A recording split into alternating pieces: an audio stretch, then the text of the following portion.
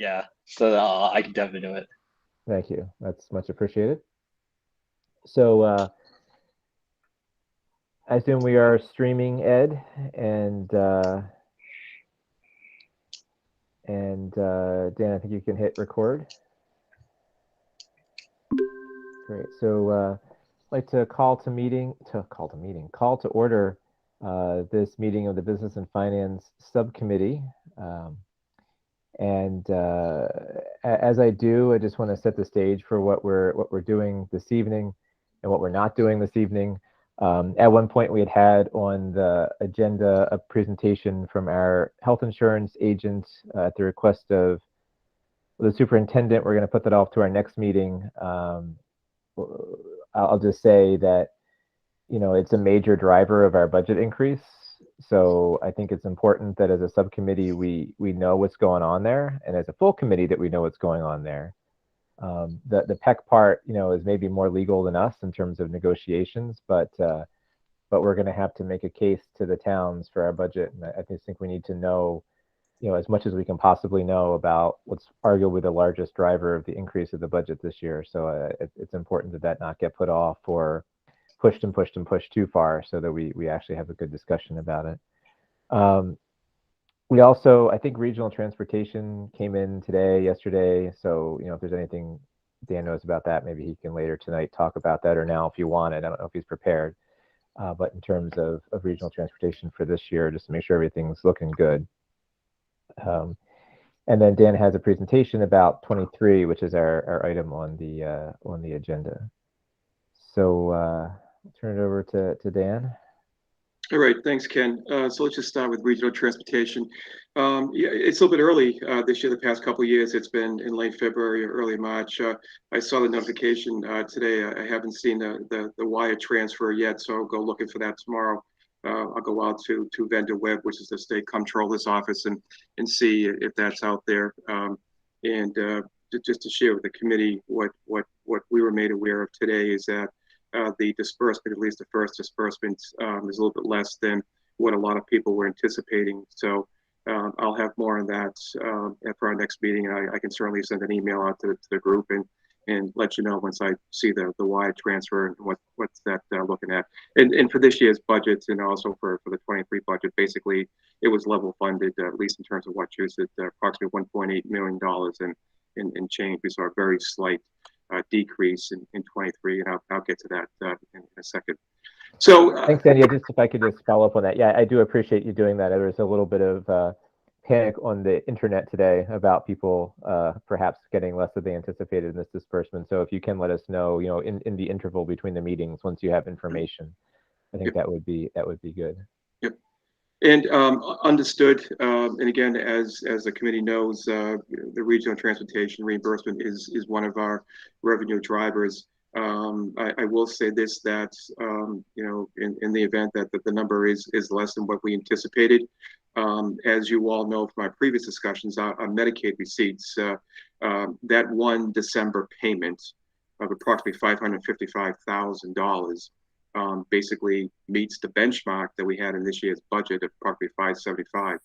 And between the 555 and I think it was a $1.70 that we received in September, and we still have both the March disbursements and also the final disbursement in June, which is the cost report, which typically tends to be the larger receipts, the largest receipt of the year. So those revenues, as we had talked about at our previous meeting, we're probably going to exceed the benchmark by several hundred thousand. So that would potentially make up for any other revenue shortfall. But we'll see. And I'll check on that tomorrow. I'll check Vendor Web. I'll check the comptroller's office, and we'll go from there. All right. As Ken said, I have I guess a brief presentation. It's about 19 slides. I'd like to share with the committee and with the public. If I may, I'd like to go through the presentation first. As I'm driving the boat here, I can't see the questions, and I'm more than happy that we can then get into the questions after that. So without further ado, So budget drivers, and we talk about this every year. This year, a little bit different because we have a number of contracts that are up for renewal, but salaries and stipends, number one. Number two, as Ken said a moment ago, our health insurance. But in the insurance appropriation, I want to bring to the committee's attention that not only health insurance, both active and retirees, but also we have our Medicare costs, our Worcester County retirement assessment, and our workers' comp number as well. And those are some of the very big numbers that we have in the insurance appropriation. As we've talked about at our previous meeting, fuel, both oil and natural gas. I got some good news today that the pricing came in for oil. We've got a meeting tomorrow morning at 8:30. We being my colleagues as part of the French River Education Consortium, and we'll be making an award. Unfortunately, I can't disclose the number here, but I feel very good about the number that was presented, and hopefully we'll make the award tomorrow. Natural gas as well. We have a contract through next November, and I've been working with our broker in terms of the numbers, and like everything else, the numbers that we're receiving for natural gas is obviously greater than where we're at now. We're roughly at about 585 a decatherm. What's a decatherm? Measure of heat, how we calculate gas. It's been about $2 above that, and projecting expenditures given a number at $7+ a decatherm, and given our usage, we were looking at about a $50,000 or $60,000 increase. We have a little bit of time with that, so we're hoping that we can target that and strike the market appropriately and get a more aggressive number. I'm still projecting that we're going to see a number above the 585 that was 3 years ago. And to make the number attractive, when you do lock in a number for natural gas, the further out you go with a contract, let's say it's 3 years, the more aggressive the number is for natural gas. We have a number of contractual obligations with sped transportation providers and home to school transportation provider as well. They are what they are.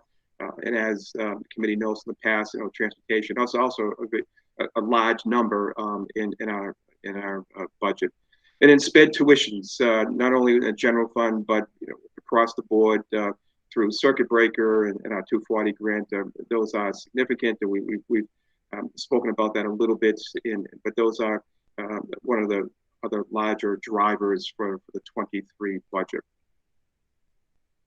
All right, on the revenue side, the governor's budget came out last Wednesday.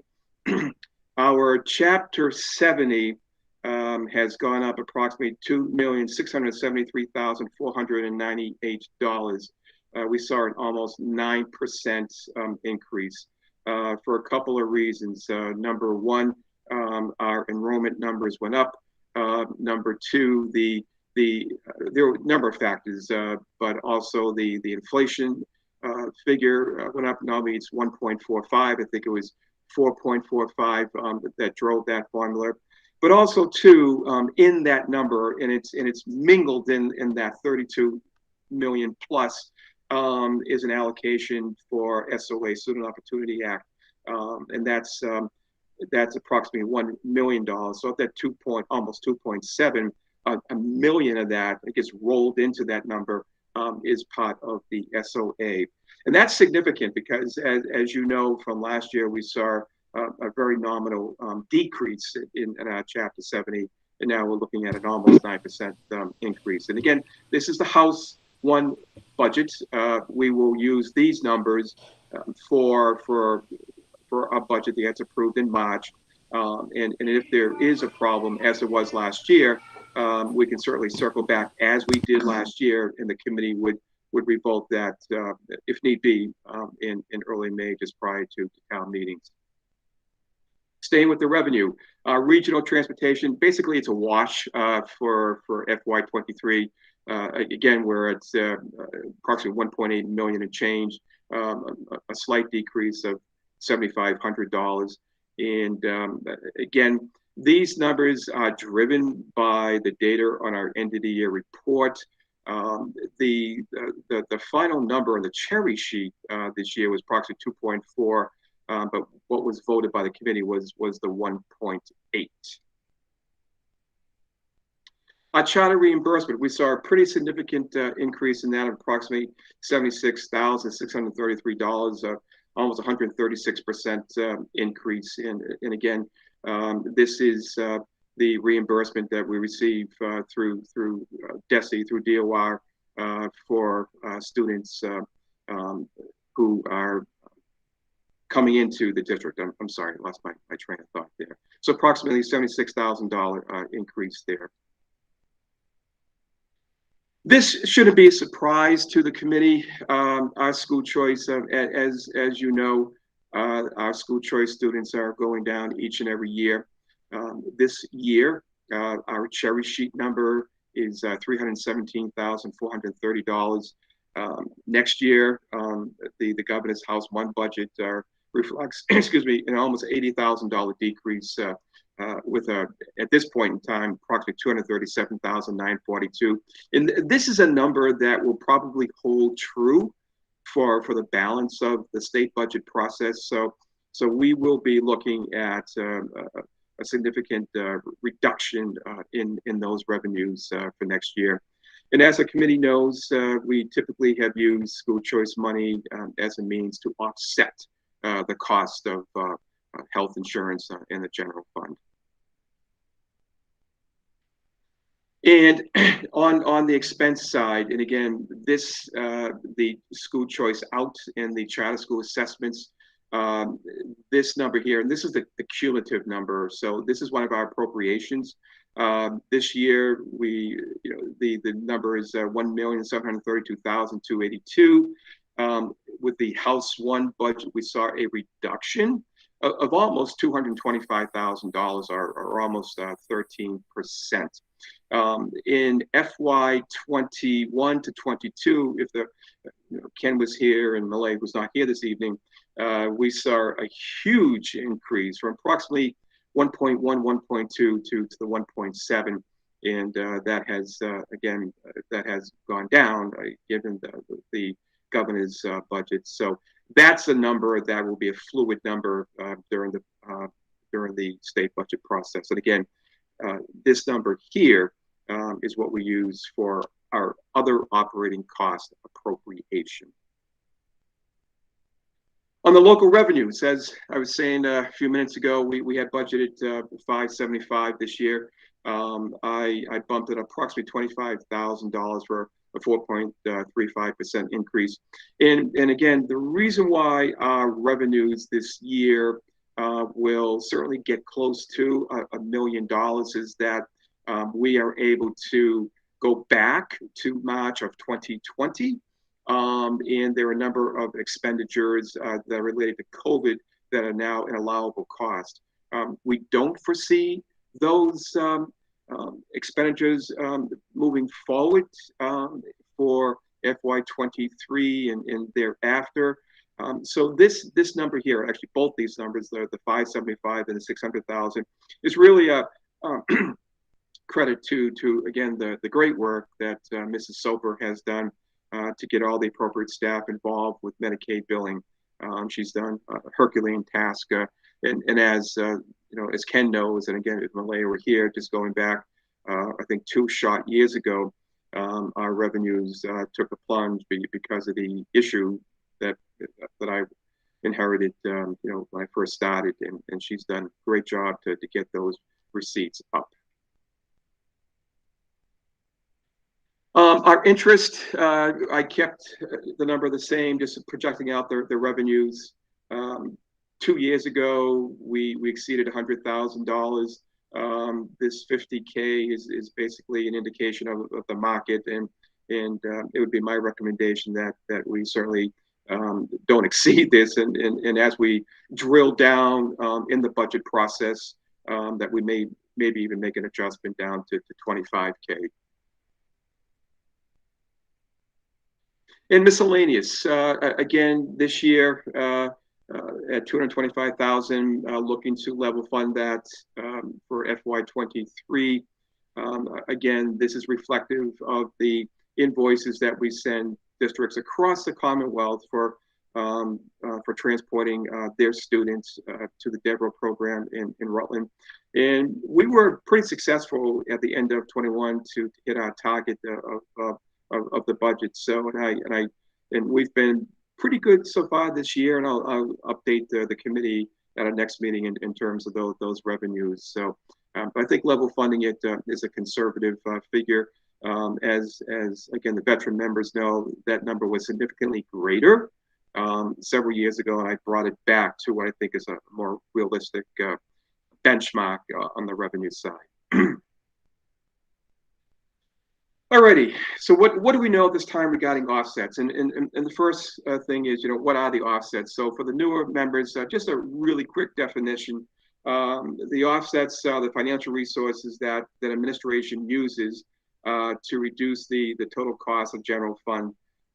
But we need to keep in mind that these offsets are a portion of the total cost of that item. For example, we use circuit breaker, school choice, and other revolving funds and grants to reduce the total tuition charges in the general fund. But those revenues in circuit breaker, say that 10 times fast, Dan, are part of the total tuition package.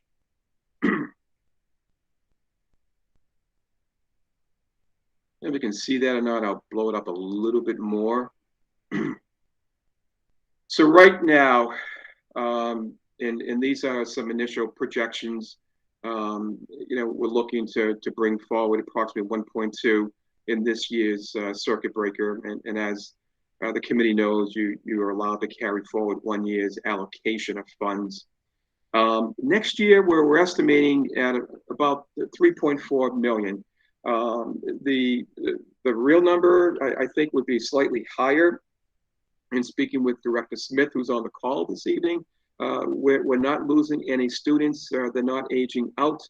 And as this committee knows, in our discussions for FY22, our revenues this year for circuit breaker are approximately $3.9 million, and that's at 75%.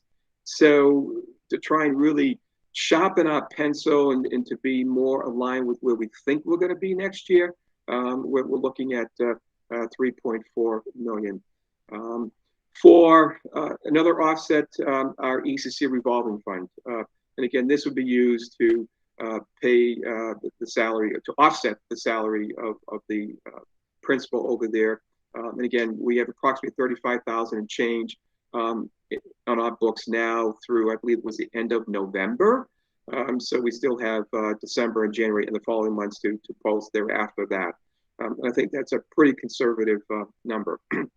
We're looking to carry forward $100,000 in the 240 grant. And again, as a follow-up to our last meeting where Director Smith gave a presentation and looking at where we are now, we'll look to do an amendment and reallocate some of those costs into the tuition line in the 240 grant. For FY23, again, speaking with Director Smith, we're looking to reallocate the tuition line to where it was and has been for a couple of years at approximately 1.5 million. The past several years, we've received an allocation of 1.6 million and change. This is an entitlement grant. I don't see that number changing. So of that 1.6, we'd be looking to use 1.5 for tuitions.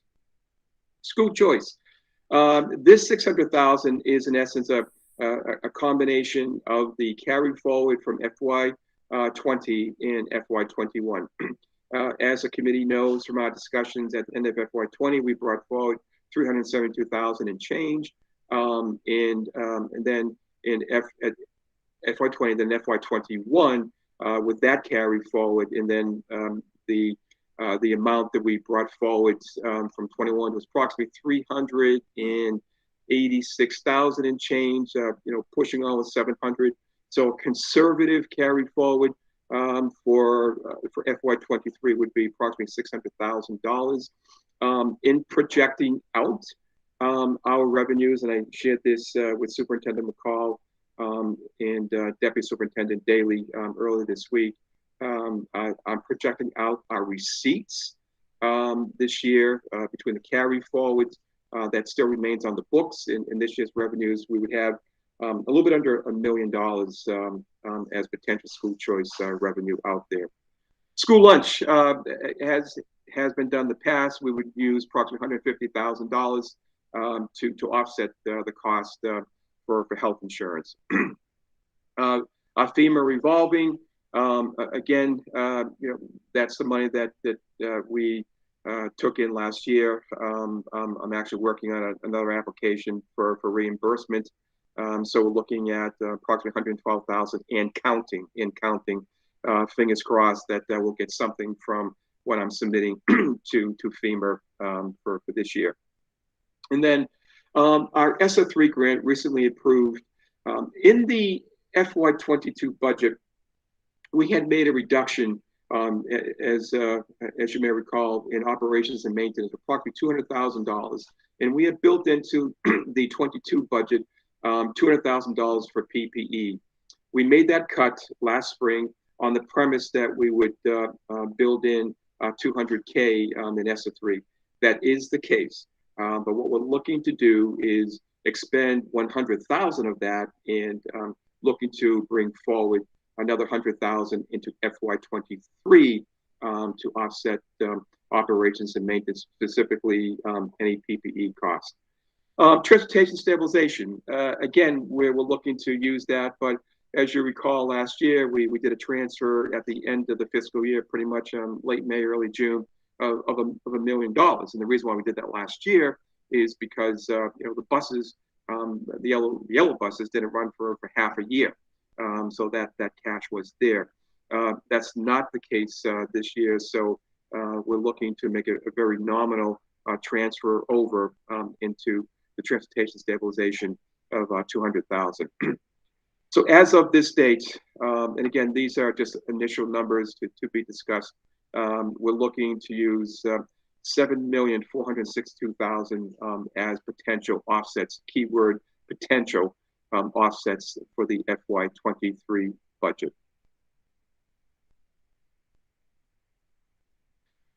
On the expense side, some of the known factors, again, I just received yesterday our number for the Worcester County Retirement Assessment.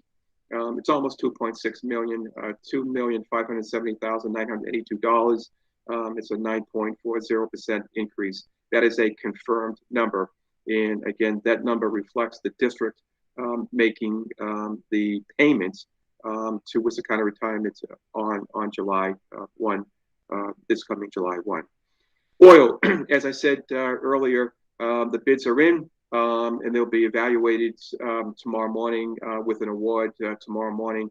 And again, when I follow up with the committee on regional transportation, I'll be more than happy to share that information with the committee as well. And I'm feeling good about those numbers. I mean, we're still going to see an increase. Don't get me wrong. We're still going to see an increase over the $1.69.99 that we have this year, but I think that it'll be it won't be the big number that I was anticipating, even though oil is now trading at about $90 a barrel out there in the market. Health insurance. Right now, we do have a number just for the health insurance. We're looking at about 11% increase, or $1.2 million increase. That's before the use of any offsets. And that's just the health insurance. I still don't have numbers on workers' comp or the Medicare numbers, which is associated with payroll. And there are a few other bigger numbers in there, but I'm still waiting on those numbers as well from our other provider. This is a confirmed number. It's, with a significant bump next year. Other known entities in terms of the expense budgets, I've done the calculations on our debt assessment. and that's just driven directly from the debt schedule. And as Ken knows and Malaya knows, a year ago in the fall of 2020, we did refinance 2 bonds, and so we're going to see those reductions, not huge reductions, but we'll see reductions from FY22 to FY23. In other operating costs, as I said a moment ago, we have that number. We've gone from 1.7 to approximately 1.5 million, and those are the school choice out and child school assessments from DOR to the district, and so those are known numbers. They may change, but we're going to be building our 23 budgets given those known entities. And I'm just gonna. There we go. So this is in essence a slide that we'll be incorporating into our presentations with the towns that will be starting up in a little bit over a week or so. It's hard to believe it's here. And these reflect the changes between fiscal year 22 and fiscal year 21. And again, though you see October of 2020, just a point of clarity, October of 2020, which in essence is FY21, those numbers were for 22, and October of 21, those numbers are for FY23. So we're looking at an increase in the enrollments of 160 students. And what is not reflected here, because these are the October 1 counts, is that I believe we since December 1st we've had an increase of another 99 students. So that should bode well for, in essence, FY24. But we won't go down that road yet. And this is the data, again, for the high school, and there is a reduction there, again, as of this past October, of approximately 28 students. You'll see this slide a lot when we do our presentation to the towns, as I said a moment ago. Next steps. Alrighty, we have a budget retreat next Monday evening. We'll begin our meetings with the towns very shortly. I think the first one is on the 10th of February. The House budget comes out in April, and if need be, depending upon where we're at with our budgets, when we do complete the initial budget, it gets approved by the committee in early March. If we had to, we would revise our budget again in early May, and then the Senate budget will come out in May, might even be June. And if we had to revise, we would, but that's unlikely. And that concludes my presentation, Mr. Chair. And I would be happy to answer any questions. All right. Well, I have a bit of a list, but I'll let the members of the committee go first. So who has questions?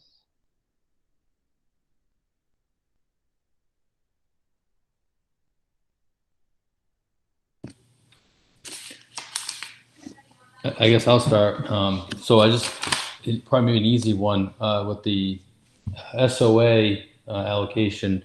Are there any restrictions or requirements for how that additional money gets allocated? And my assumption is you've already accounted for that and how you're planning that.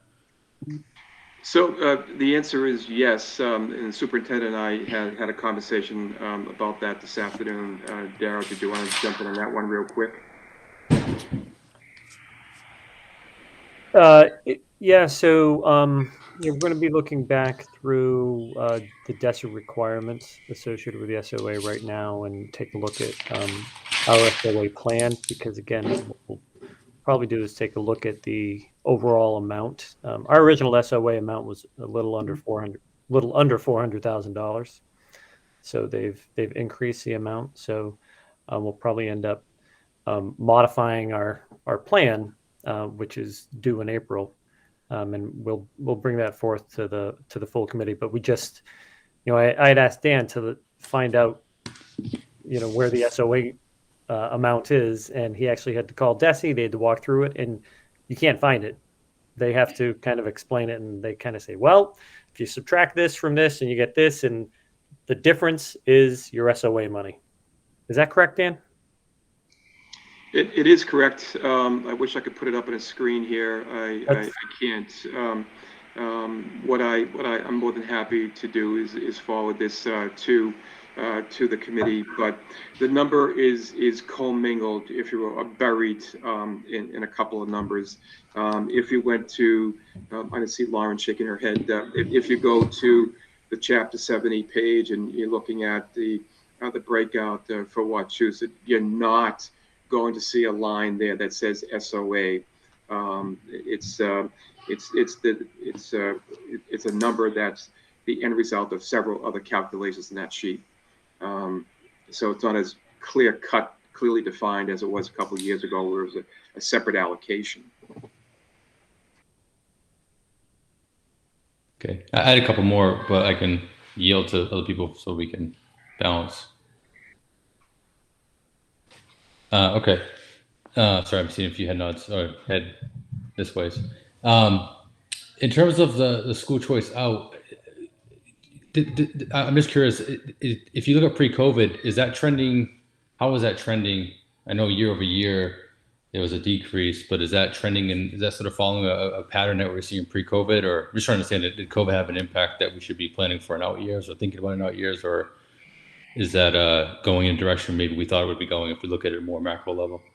So looking at it now, we're heading back to where we were a couple of years ago. Again, if you look at that appropriation between school choice out and the child school assessment, we were about 1.1, 1.2 million. And then we saw a huge bump 2 years ago to the 1.7. So we're at a kind of a nominal decline in that. We didn't go from 1.7 down to 1.1. And that's the total value of those two numbers there.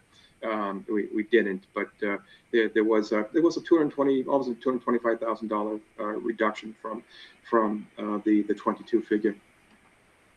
Okay. And then, admittedly, obviously not a veteran like Ken and Malaya are, but in terms of coming from a rookie or an amateur, however you want to classify me here, how should we rationalize or think about the offset page? I mean, is that a bit of a short-term tactic versus long-term sustainability, or that seems like quite a bit of offset? But I think the number was $7.2 million. So how do we think about that, not just in the context of the next year, but also in future years, and where there may be gaps that will need to be filled, especially if some of those grants don't go away? It's a great question, and it's a question that will probably, if I may, and Ken, I'm going to steal a page from your book. It's probably a question that we should probably take a deep dive into this evening. It is a fairly big number. In speaking with Superintendent McCall and looking to really sharpen our pencil, so to speak, which is what I did. I mean, historically, we have used offsets. I think the one difference this year, last year, maybe the previous year, can you help me a little bit here? But when you were looking at the district's budget from year to year, let's just say it was $100 million, you'd look at $100 million this year, and then 102 million next year, and there was no fault of anyone's, but there was no consideration of these offsets, and we can't lose sight of those offsets. And I think a great example is are the tuitions, the sped tuitions. The real number for tuitions as of now for next year is approximately $8.3 million. That may change, might go down a little bit. That would be great, but what we know now, it's $8.3 million. That's the real number across the board. Our budget, though, will have 2.5, 2.7 or thereabouts, and I think that can be a little misleading. That's why I think it's important to show that number there. That is in my tenure here. I think probably one of the larger numbers, but we built the 22 budget on the premise too that we would use almost $6 million, and part of that was to use school choice as an offset to insurance. We haven't done it yet, and hopefully we don't have to do it, so we can bring these forward. So great question. If I were betting there, we'll probably be talking about that a little bit more this evening. I want to follow up on that. I don't know if Lauren, if you're going to follow up on this as well, but one suggestion that I have, a strong suggestion that I have for when we present this next time, is that seeing 1 year for pretty much anything makes it difficult to contextualize where we are and where we're going. I think for the offsets, as Barry brings up, this is actually particularly important. So what I would suggest is the next time we see this table, what we would want to have is a fiscal year 22 column to see what did we use in the offsets column this year, a fiscal year 23 proposed column, right? So we can see what you're proposing for next year. And for the accounts where it is meaningful, some sense of what you would project the next carryover to be, right? So like, you know, what are you projecting to carry over into 24 in that line, so that we can see this trend.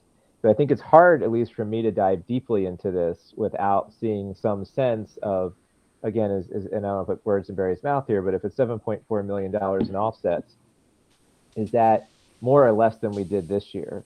A lot of these funds are steady, some of them are new, some of them are declining.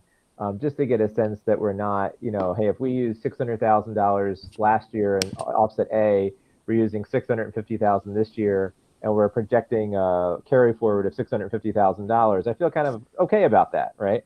If we use 200 last year, 650 this year, and we're projecting a carry forward of nothing, then I don't feel good about that, right? Because I feel like we're building a structural deficit into our budget. So I think it's hard to really kind of get at that without a nice simple table like you have, but with a few more columns to get at. Yeah, I think, Ken, that's kind of where I was going at is, I guess, both the relative comparison, you know, year over year, and then if there is a major gap, you know, in one way or the other, what does that mean, right? Because if we're increasing the amount of offsets, right, is that sustainable? Is that something, you know, where we're able to take advantage of certain situations? So Lauren, I don't know if we stepped on your toes there, but no, not at all. That I do like the idea of showing more years of it, but also just from another rookie question. As I'm always trying to think of how to explain things to other people who are in these meetings and don't follow things as well, and then when we're talking to the towns, so these offsets are the way that we're trying to decrease asking the towns for more money, essentially. So this, I think, is one of those things Ken always says, like, can we tell a small story? Could we tell just a brief description about offsets in the budget book about this? Yes, this is the, you know, they asked us for just a certain amount of increase, and this is how we're trying to get to a smaller number for you, kind of thing. Lauren, if I can just jump in on that. That makes sense. I know we've always talked about offsets with the towns. You know, we've shared with them, yep, we're using the 240 grant, we're using some transportation state, whatever it might be. But, you know, I just opened up the last year's budget book, and we have, you know, a column in there, or, you know, we have a page in there with kind of like what Dan showed on his little presentation. And last year we were about $6.6 million worth of offsets. But what it does do, it shows the towns that we're doing everything we can in our power to try to lower this so that we can get to a point where you might be able to help support the budget by passing it. Yeah, and I think one of the things we struggle with in Holden is that it's often said that we're just constantly moving money around, and we don't necessarily need to be asking for more because we could just keep moving money around. And I think if we can find a plainer way to say, but we're moving money around so that we don't have to ask you for more money, I think I just want the towns to know that we're trying, and I don't know that it always really, really comes across. And I know that it may never completely get understood and come across that way, but you know, I just always hope. No, that makes sense. So Dana, before I move to you, or is this a follow-up, or is this a new question? I'm not sure which one it is. Okay. Is there something you'd like to say before I ask my question? I just didn't want us to lose the thread because Dr. McCall mentioned a number from last year to this year, right, which suggests that we're potentially using $800,000 more in offsets, which I think we would want to see in a table going forward. And then, like I say, that third column being important to make sure that, yes, we want to defer costs to the towns, absolutely, but we don't want to do so in an unsustainable way if we're building $800,000 more expenses into our budget using one-time funds to pay for them. And now next year, instead of going up 2 million, we're going up 2.8 million. I'm just picking random numbers. That we're not projecting out, future deficits by building them in ways that aren't super transparent. So Dana, what do you have? I agree. First of all, I agree it would be great to have more columns to look at the past and future with what you've just mentioned. Tell me again, as a super rookie, where the offset comes from. The offset money. Well, if I can, Dan, there was a column, if you can go back, Dan, to that table. Yep. of a series of sources of revenue that aren't from the appropriation or from Chapter 70 or Chapter 71, right? So they're things that we're spending money on, but they're not things that we're charging to 70, 71 or the towns, which I think is the big three, right? Places where we would maybe have money. So circuit breaker, is its design, right, is to pay for extraordinary special education costs and which is funded by a formula based on our expenses. So that money comes from the state. The ECC revolving, I believe, is from tuitions for people who pay for neurotypical kids who go. The IDEA 240 grants is a year-over-year grant from the federal government for special education tuitions. School choice is money we get for kids that come to Wachusett from other places. So they come with some money. And we use that for things, and we tried to bank it in the past. I suspect we're going to use more of it this year and bank less of it.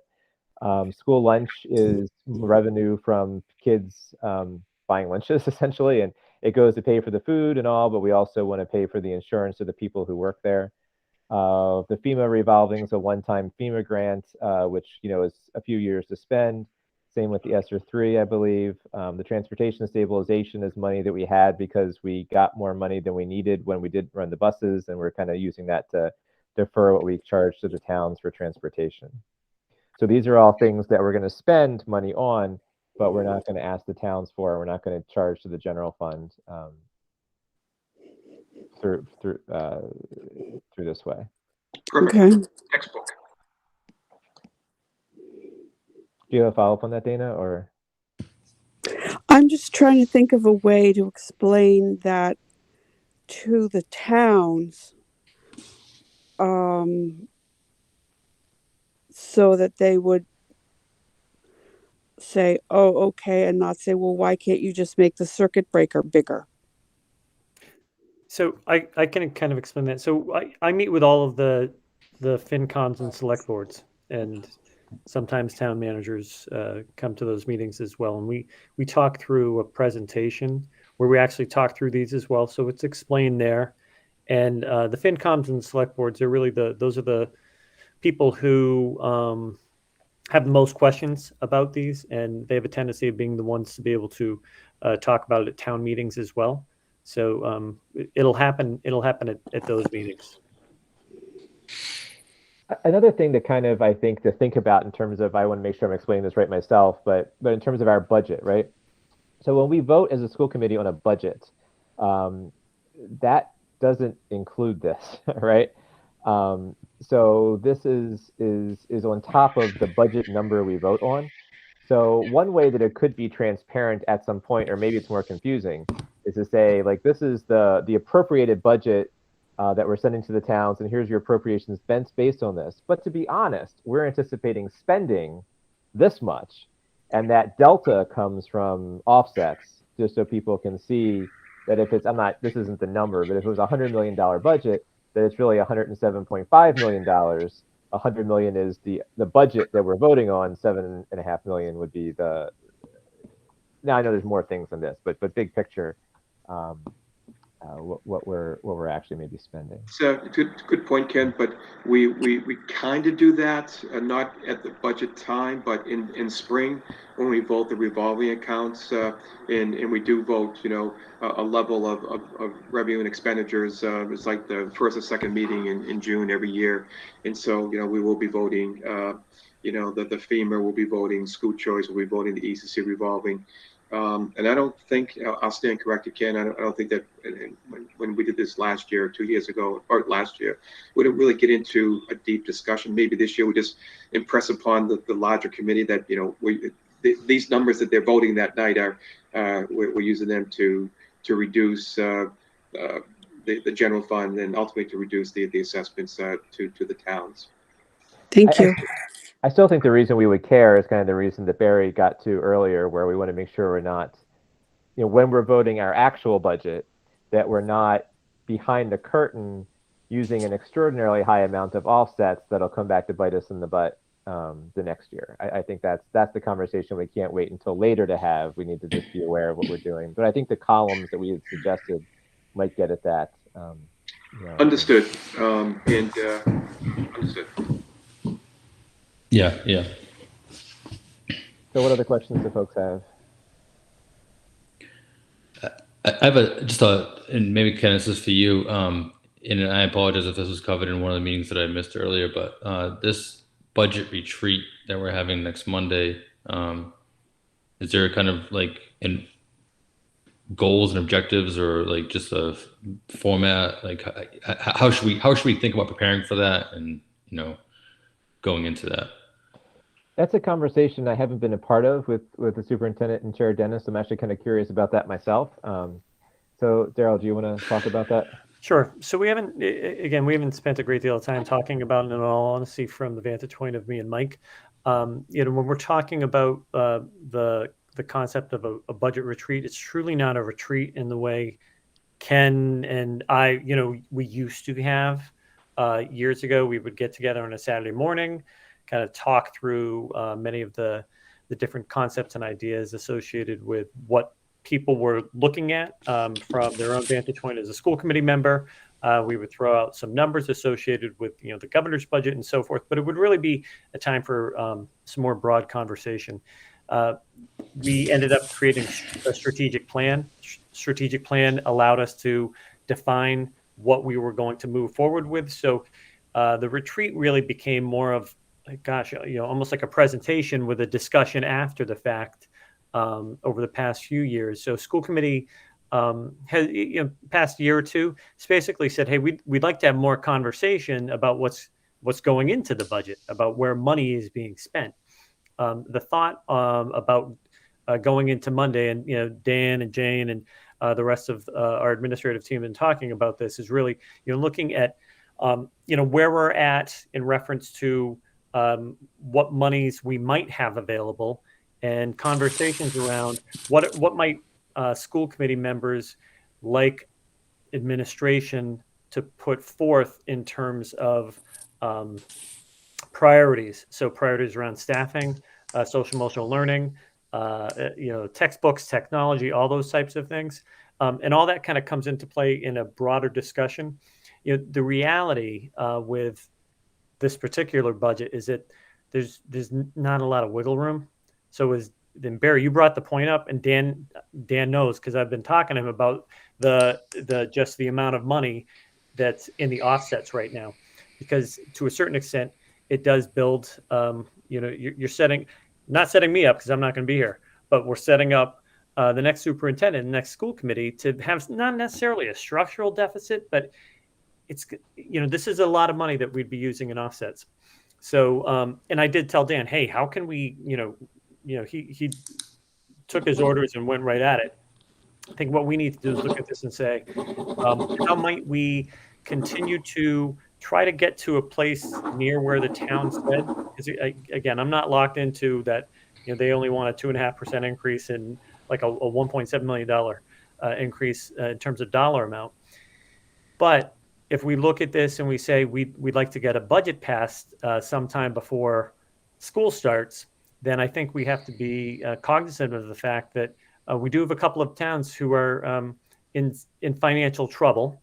Those towns have a tendency of talking with one another, and I think we have to come at this, practically, but realistically as well. So if we're looking at adding things, what might the things be that school committee would want us to add? What might the things, what things might be items that, geez, Daryl, why do we need so much, whatever it is? Maybe we should take that away.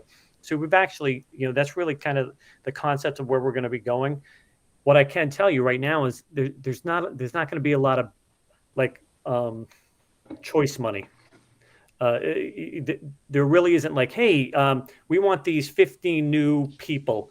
That's not in here. It's not even like a conversation that we're having right now, because as Ken mentioned, we can't get to the point where we, try to, increase this amount knowing that, gosh, 2-3 years down the road, we're not going to be able to afford COLAs or step increases or whatever it might be, because we're not sure where this money's going to be. Yeah, just to follow on Barry's observation, or question, I guess, that really makes me super nervous. So let me just have a little history story here of my memories of some of these meetings and where I think you really don't want to go, like when you and Mike talk about this. So I'm going to pick on Bob Ember. I love Bob. He's a huge advocate for the schools. But you're going to have Bob, if he was here, saying we need to have late buses, right? $300,000-$400,000. Nobody signed up for them when we tried to do them, but we need to have that, right? And then you're going to get a laundry list. Well, there's, the classes are too big at Mount View. The Mount View teachers teach more than everybody else that they do. We need to look at that. We're going to talk about social emotional learning. Then we need full counselors everywhere. You're going to leave that meeting with a list, and you're setting yourself up a little bit, because you're going to basically have to say absolutely no to all of those things, right? And it might even go in the other direction in terms of needing to find places to cut. So I just caution when you and Mike talk about this, or if we have a management meeting to talk about it, that we frame this meeting somehow of it has to be somewhat directed. Because if we start putting priorities on a list and putting stickers next to a list like we used to, there's just, it's just, people are going to be like, oh, well, then you cut the late bit buses from the budget. Well, no, we never had any room for something like that. They weren't in the plan to begin with. It wasn't administration's priority. But now you're getting school committee being like, oh, it's unfair this for students in Sterling and Princeton, which it is, right? That they can't take advantage of these things. It is unfair. But I don't know the super value of having those conversations when we know going into it that there's no room for any of it, especially ahead of a strategic plan, which next year might be able to give some focus and direction, right, to where we're going with new expenses, rather than just, school committee member Mills saying, well, we need to have world languages in 6th grade. Well, we probably really should. We probably should have them earlier, but ain't no money for that this year, right? And that's something that maybe goes into a strategic plan conversation more than a Mills throws things at the wall thing, and now you feel somehow beholden to getting everybody's vote. So I just think you really want to think hard about what the is and the message of that would be nice, and how to have them make it sound where it's just not going to get people ticked off with you. So again, when we've been talking about the concept of this entire process, the conversation is going to start with basically, this is where we're at financially, this is where we're projecting out to be, and there's very little wiggle room. So it's really not necessarily going to be a, hey, here's my wish list, because again, you're right, Ken, everybody has a wish list of items that they'd love to have available to kids in school. I mean, we all do. But the reality is, there's very little wiggle room in terms of this budget. What we will do is look at this and say, okay, there might be some flexibility in these different areas. How might you like to think us, you'd like to direct us to think about where we might go. That might be probably the only way to do this in a way that allows us to take some direction, because again, we're kind of going through this, and it's a big increase at the state level. I think it'll be a nominal increase at the town level, which is good news. But the issue is still going to be that we can't use so many offsets that we set ourselves up for FY24 in 25 moving forward. So you have Dana and then Lauren. Oh no, sorry. I'll take mine down. Okay, Lauren. So just being the person that kind of fought for this with Mike and kept saying it, I think something we talked about at our last full school committee meeting was just the ability to have a conversation and a discussion, as opposed to each of us just having our 2 minutes, especially as we've gone along. And, you know, I realize it's not going to be all of us talking about this big wish list of things that we want, but just being able to have a more kind of informal and really getting into the us being able to say, you know, what we, you know, just have a real back and forth discussion about it, more of an open-ended thing, as opposed to, you know, the old days of a big wish list. I think there's still some value to it, even though, you know, my my thinking the value of it at this point is, you know, decreases as we don't see there's as much room for wiggle. But so yeah. Kamara. Sorry, can everybody hear me okay? Okay. So one of my concerns about offsets, and even at just outside 7.5 million, forgive me if this will make sense. Dan, how do you feel about our projected offsets to make up the offsets we used? So when we sit down in FY24, how would we still have enough to make an offset like this high number of 7.5 million, even if we were just to assume that it was exactly the same? Because what I'm a little worried about is, in order to believe if I'm understanding this correctly, in order to believe for the next fiscal year, you could make even a close to identical offset or even a little bit more. You'd have to make sure your revenues would be pretty strong. Am I understanding that correctly? Yep, that's correct. So I'm just looking at this very quickly. So, you know, one thing that I said to Superintendent McCall when I started a couple of years ago is that this is my term now. We need a rainy day fund, and by that I mean we needed a fund where you had access to liquidity to address any unanticipated needs. You know, we got school choice money in on a regular basis. It was money in, money out. That's great. That's how it's supposed to be spent. Yes, you could bank it, and in the past 2 years we have. Circuit breaker the same way. We would receive payments of 2.5, 3 million, money in, money out, and again, it was great. And one of the ironies of the pandemic is that we're able to begin to build our reserves, our financial reserves. I look at circuit breaker, and again, there's a whole methodology involved here. But in speaking with Director Smith, she's not losing any students for next year, or a very nominal reduction in students. Our revenues this year are going to be pushing, not at, but pretty darn close to the 4 million. There's an assumption too that the reimbursement is going to be strong, and by that I mean at the 75%. Of course, there's always a risk that there may be a considerable number of claims, and a very large pool of money may be reduced significantly. As part of that, we have notified DESE that for this fiscal year 22, that we will be filing for extraordinary relief, what they used to call pothole money. And that money, we may not get it, but I feel we have an obligation, and Director Smith agrees to go forward as we did last year. And though we didn't get the money, to go forward and submit an application. ECC revolving, again, that's tuition based.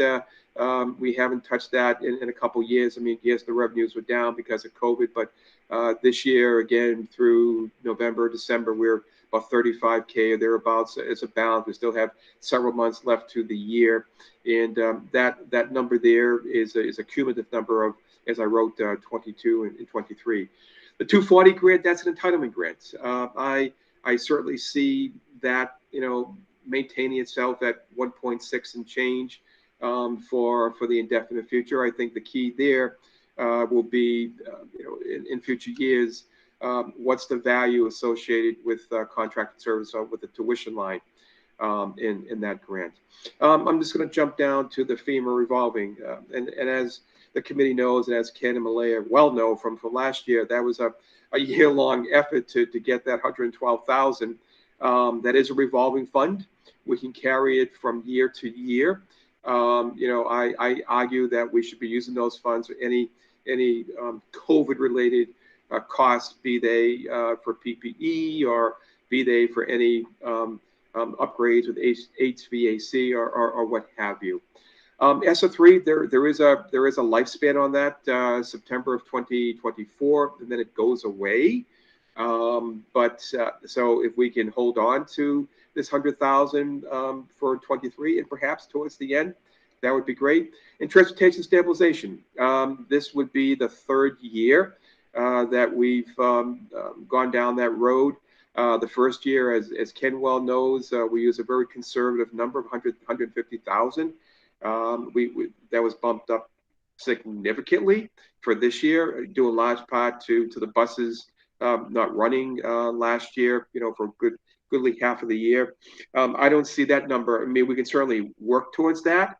And I think these offsets also speak to a financial goal or financial roadmap that I feel an obligation to adhere to in my role here.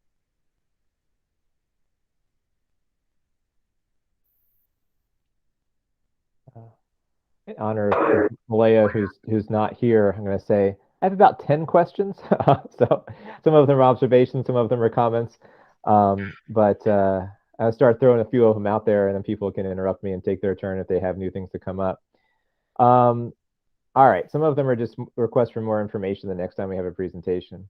The first one, in terms of our funding for this year, my understanding, and Daryl, you might have some insight into this too, is that part of our increase in funding that you didn't mention was due to the redesignation of the district with respect to its low income categorization.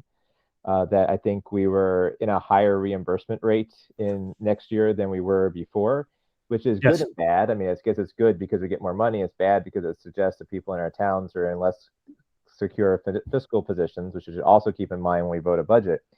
But how much of the increase, if you know, and if you don't know today, just tell us next time, how much of the increase was due to that? I'm sure Julie Kelly could tell us if we asked her. And how stable is that? Because like, it was this potentially like, are we just on the threshold that we got more money this year, so that if the times improve for some of our people in town, which we really want, we might slip back down next year? Do you have any sense of that? So Go ahead, Dan. So I don't have the answer on the top of my head, Ken. I don't. So let me, if you have a second or third question along those lines, let me just take it down. Then I can give you an analysis, if you will, as to how we got to this almost $2.7 million increase. Again, I will say that rolled into that 2.7 $1 million is the SOA. The SOA is not going to be here forever. That was short term as well. So we may see some of that in 24, but thereafter, I'm not so sure about that. So I'll just take the notes here to the questions. And when you say that, I think you mean we won't see increases for SOA. The actual SOA money won't go away, right? It's just that we won't see increases over the years of Right. SOA.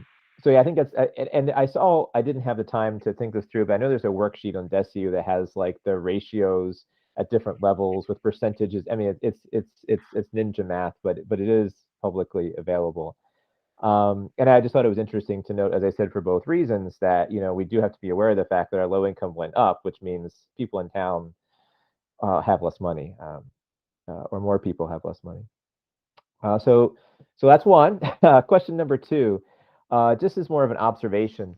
I think one thing that when you were talking about the regional transportation in the budget, I think one thing I find confusing from year to year, and again, this might be more columns in the chart request, is we had our budget last year, and then we had what I would call actual. So we had, fiscal year 22 budget, fiscal year 22 actual, and now fiscal year 23 budget. And the regional transportation money was pretty similar from what we budgeted last year to what you're potentially budgeting now, but the actual amount was significantly higher. So when people go look at the cherry sheet, they'll see like, well, we're actually getting a decrease in regional transportation from year over year, and we'll be confused by you saying that there's not much change, right? Because comparing last year's final cherry sheet, which isn't what we built the budget on, to this year's governor's number is different than comparing last year's governor's number, which is what we built the budget on, to this year's governor's number. So I think it's I don't want to say misleading, like it's like a bad thing or we're trying to hide anything, but it's confusing, I think, to think about. And of course, we might anticipate it will go back up to what it was actual last year, which is hopeful. But I think we need to get into some way of having actual budget at some point so we can see history. Sure, and again, to your point, again, when I was doing that presentation, I was, explaining that the revenues, I was doing the comparisons to our approved budget, because we haven't changed the number, and again, what was it, FY21, the state budget didn't get approved until, late December, early January of 21. And just use regional transportation. Regional transportation school choice, I would not go to the bank with those numbers. Those numbers change, number one, in terms of the budget process, and those numbers change just in terms of external events. What do I mean by that?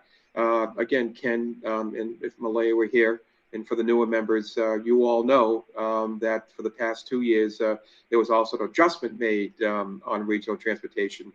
$135 each year, 135,000 each year, due to an issue going back, 3-4 years ago, or whatever it was. So that was a little bit a deviation from the norm.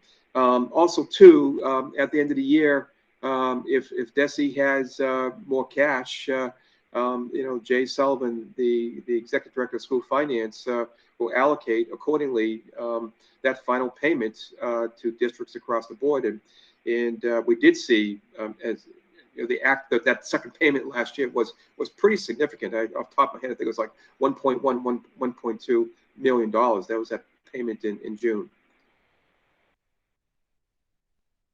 So kind of continuing on my multiple columns thing to help people make sense of things. Another thing that I think can be confusing, and again, I'm not saying misleading, just confusing, right? And numbers are hard, is the Medicare reimbursement. I don't disagree that it's good news that we're getting lots of Medicare reimbursement. But sometimes I think we as a committee, we talk about revenues and we talk about expenses, and we never think about how they're linked. And sometimes that's good. With school choice, for instance, we always talk about school choice in and out. I don't think that's really linked per se. One's an expense, one's a revenue source. We shouldn't link them. Medicare, I have a different opinion on. When we talk about Medicare reimbursements, I like to also think about what Medicare expenses are, right? Because having a increase in reimbursement is great as long as it's matching the increase in expense, right? Because we're actually paying for things too. So I think if we can have some sense of balance of, okay, these were our expenses that were Medicare relevant, and this is what we got. I'm just saying or a percentage reimbursement, however one can frame that. I just think it's helpful to think about, oh, this is a huge new revenue source if we get Medicare reimbursement going up. Is that because we're doing a better job of getting reimbursements for the things we were already spending on? Or is it just because our expenses went up and now we're getting more reimbursement, which is fine, but it's kind of like a different story. So it's a great question. And again, I think when Dan, went through this to me, this, increase, and, Dan said we're going to end up having about $1 million. We're almost going to double what our projections were. It's primarily because we were able to charge back to Medicaid certain items that are now eligible because of COVID.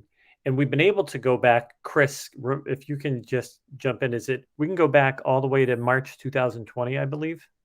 Yeah, that's correct.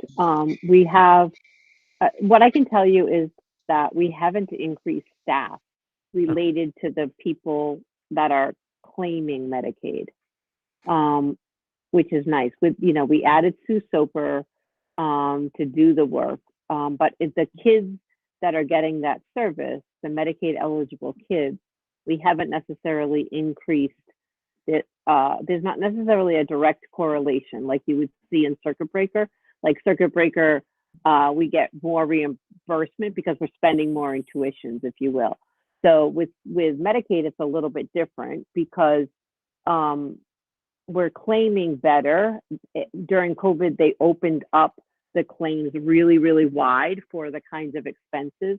And because we had Sue Soper, she dug into that and knew what to do. In fact, she became a leader to many other districts in that conversation. And then, so I don't, in this case, in Medicaid itself, Ken, I don't see a correlation between expense out is impacting receipts in. No, but or causing an increase in staff. Go ahead, Darryl. You're right, and to kind of add to that, when we're talking about this particular increase, much of this is because we were able to charge back. We were able to go back, a year and a half, 2 years. So we're seeing those increases. That will not continue. That's the other thing we need to understand. This is probably a one-time, maybe a two-time opportunity for everyone. And then it's just going to go back to the way it was. And this number will probably be more in the 400,000-500,000 range, maybe annually. So that's another one when we're talking about, funds associated with, like that Barry brought up. Hey, where are we going to be with these funds in a couple of years? This one's not going to be as high as this. Before I continue to suck the oxygen out of the virtual room, do other people have some questions they want to add?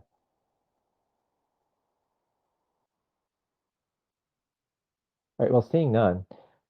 So another number that's going to come up, and I don't want an answer right now, I'm just saying that it's something we need to discuss ahead of time, is, and it's linked not just with 23, it's linked with 22, right? Is E&D, because sooner than later you're going to have to decide how much E&D you want to contribute to this year's budget as a revenue, right? And I think the questions that you're going to ask, and it shouldn't be surprising, or get asked, so it won't be surprising, is, all right, what are we thinking we're going to end with, right? Because the whole how much do we contribute in E&D towards the budget is of course influenced by how much we think we're going to be in the black for this year. I know there's no way we could ask Dan to come up with that number right now. I just can't do that. But I think that's a conversation we need to have sooner than later about what makes sense. I think in our committee, just like having listened for the past year or two, there's people who are reluctant to go to the E&D well. And there's people who are less reluctant to go to the E&D well. And I think when we have that conversation, it has to be super data driven, so that people have a sense of like, okay, if I'm going to say we're going to use $700,000 in E&D to pick a random number, I'm not suggesting that. I kind of feel like at the end of the day, plus or minus a couple $100,000, we're going to be sort of still where we were last year, right? So I just want to throw out there that I think we had some difficult dialogues about E&D last year as we built the budget that could be slightly assuaged if we had some plus or minus a couple $100,000 sense of where we might wind up this year, so that people might feel more comfort about putting a higher E&D number in than they might if they're trying to be super conservative, having no sense of whether we'd have anything left. I don't know if that's really a question or observation, No. but It's, I agree with you, Ken. I think there was a lot of conversation around that, and we were conservative when we first started off with our E&D estimate last year. You're right. This is very early for us to ask Dan to project out where we're going to be, primarily because we're seeing such an increase in our substitute costs. It's it's something I never, ever would have projected to be as expensive as it is right now. So we are, again, Dan's doing his best job because I ask him this all the time. Hey, how much, where are we going to be at the end of the year? How's this going to work?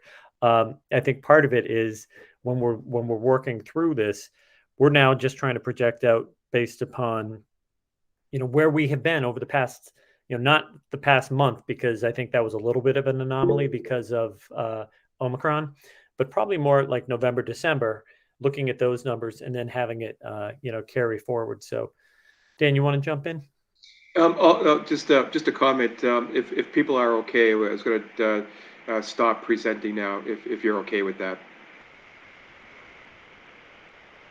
Thumbs up. Okay. We'll stop sharing. Okay. Thank you. So go ahead. I'm sorry. And Ken, and in all honesty, we'll probably be looking at about $2 million in excess and deficiency that we'll have available, which is more than we've had in a long time. And I feel good about that. And, as Dan said, he's been, hey, we need some type of savings. E&D is not savings. That's the one thing people need to realize. We really don't have access to E&D, in all honesty, unless there's some type of catastrophic something or other that occurs. We can't just use it. We have to have, the support of the towns. But, on the other side of it, as long as I've been in this district, with the exception of about 2 years, maybe 2 years ago, 3 years ago, we've used excess and deficiency. And oftentimes, prior to my superintendency, if we had $1 million in E&D, it would go right back to the towns every single year. So we'd basically zero out excess and deficiency every year. Probably not the most financially stable thing to do, because you really have no backing whatsoever. You have no money. But at the same time, that's how we were able to get a budget passed, year after year after year. If I can grossly oversimplify some of the politics last summer, we kind of presented a budget to the towns that was not passable. And then we kind of, lots of other maneuvers too, and got some more revenue as more budgets came forward. But then we kind of got a little bit more liberal with E&D, which turned out to be just okay.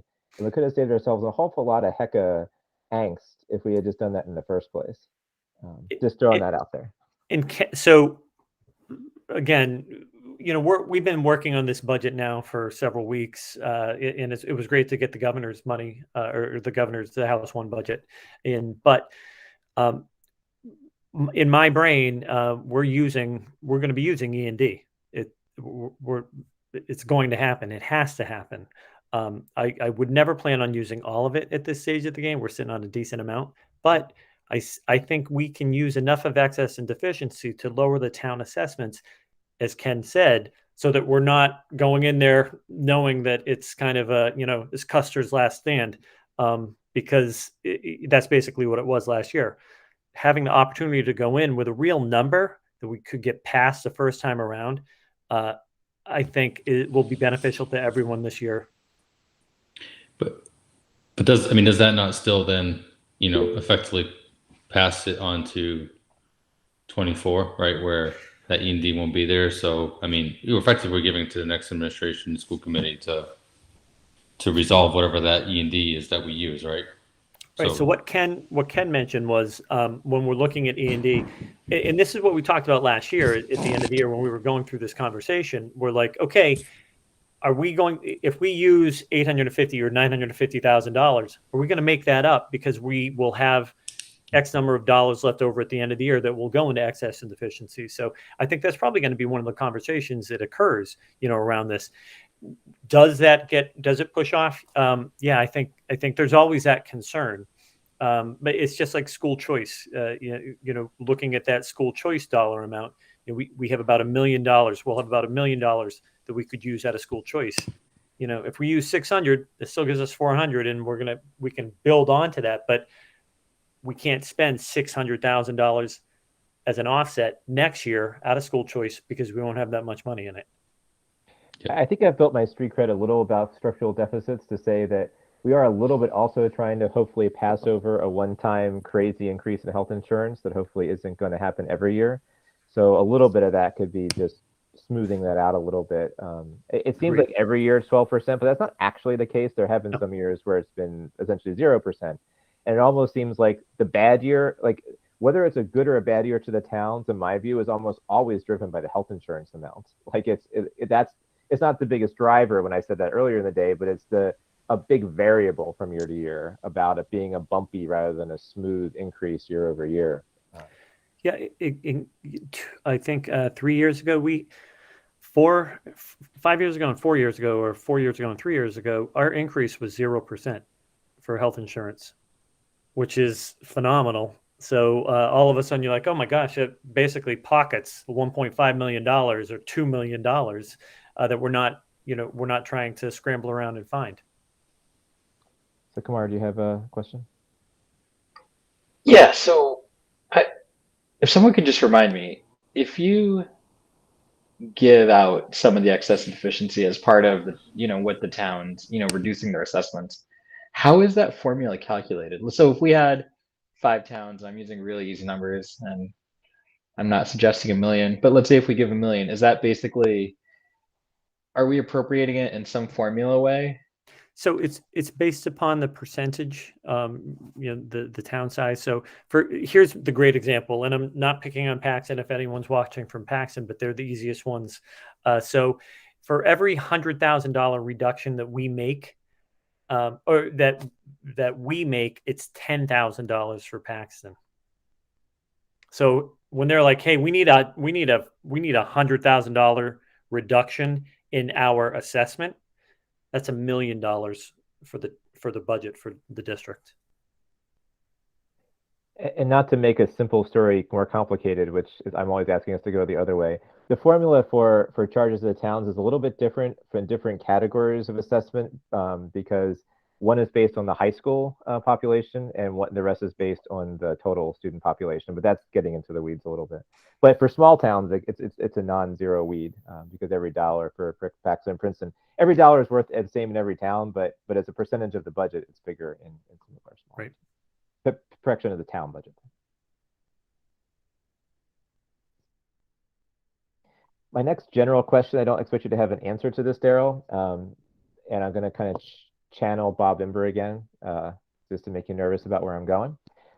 So we have 99 more students, right, by December 1st, which, as Dan puts forward, is a good thing for next year, the 24 budget.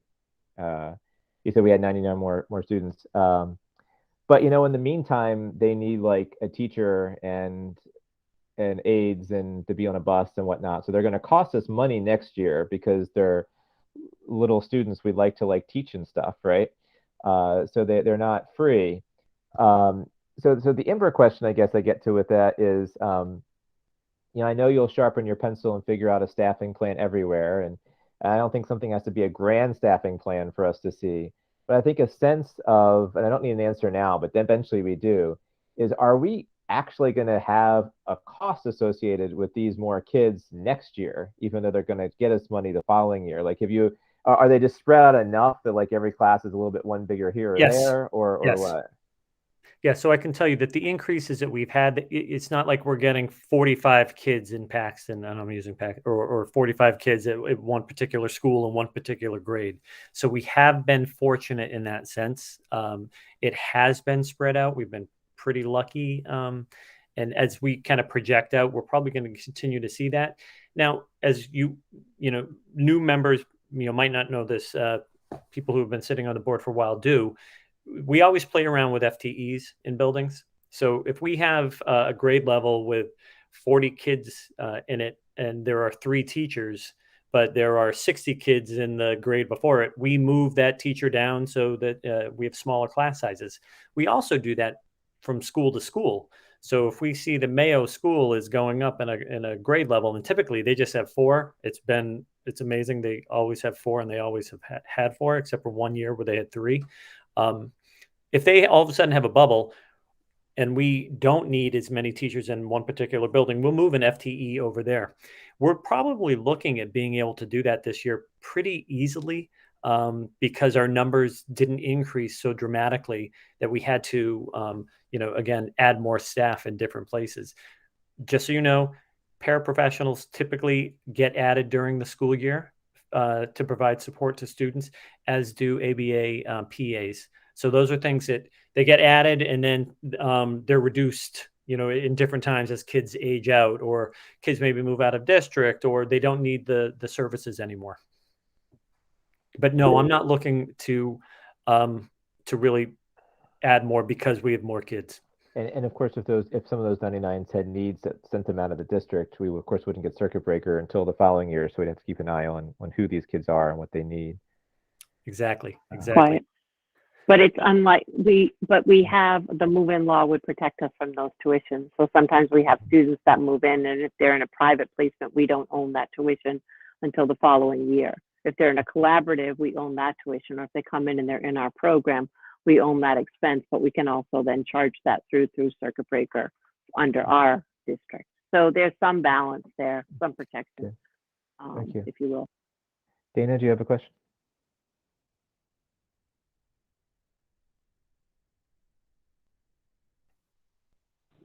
Yes. Okay. When I first came into this meeting, I heard about the 99 students. That was by December 1st this year. So what Yes. what I heard was that after our October 1 count was official, that we got 99 more. Yes. More. Plus, the enrollment increased by 160 students prior to that. So are you referring to the slide? So the slide, the Yes. two enrollment slides there were as of the October 1 count, which is used for the subsequent fiscal year. So there have been additional students that have come in after that date that will not help us in 23, but will help us in, assuming that there's no loss of those students, assuming there's no loss in 24. Okay, so the 160 were up to October 1st. Yes. And then another 99 came in? Yes, that's what I was told today. That's a lot. Just commenting, that's a lot. Okay. Thank you. And I agree, over time, in terms of an increase, and again, that's an increase. We have students move out and move in. There's always that transiency associated with that population. But last year for 21, we were at 6,586, basically 6,500 students. We had dropped almost 500 students. So we're still building back up, and it's going to be a while before we get back to the place where we were pre-COVID. We're one of 131 districts in the state that actually increased their student population this year. They were anticipating that all districts would, they saw a huge drop during FY21, and they thought everybody was going to go up, but only 131 districts actually added students this year. Thank you. Very interesting. Kind of a related question to something Barry asked, but what Dana asked brings it up too, in terms of like students in and out, about school choice out. This is a very granular question, so you may have no idea. But the fact that Abby Kelly was approved, I think this week or last week or something, for changing their charter to be all of Wachusett, not just Holden. Do we anticipate, based on their allotment of seats, that might increase any charter out? Or Holden's closest to it anyway, so it doesn't seem like it'll make a huge difference. Or are you not really worried about that? Not worried. Okay. I have a couple more, but I want to make sure other people have their turn. I want to follow up another good question Barry had, because I don't want to put words in Malaya's mouth, but if she was here, I lay money on the fact that she would have followed up on Barry's observation about SOA. So we probably, when I was chair of the committee, which has now been a couple of years, were faced with a deadline for public input to SOA that never wound up happening, and then it got pushed back and back and back and back and back and back and back. Now that there is money being allocated, have we or do we have good plans to meet whatever public input requirement there is towards spending that money? Yeah, so actually, there's a webinar that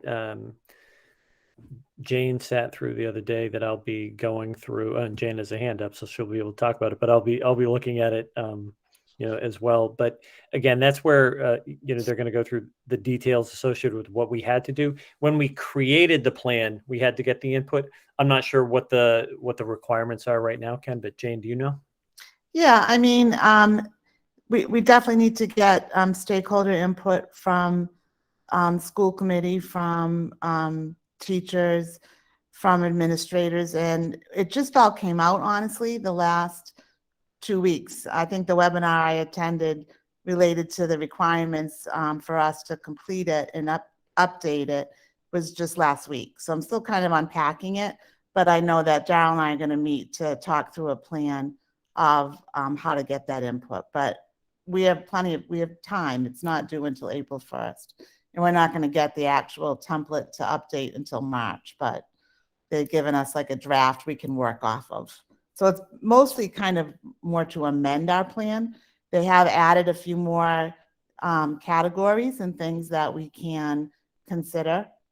I also saw in there Acceleration Academy. So that's something that wouldn't have been in our initial plan, but that we can update because we did do an Acceleration Academy this summer, and we're doing another one in April. And if we want to continue with that, that'll be something we could talk through and get stakeholder input on. But there's been some updates, some new categories they've added. And like I said, we'll work through a plan on getting input from stakeholders in the next, probably after February vacation, towards the beginning of March. Does that sound reasonable? Yeah, I mean, I think that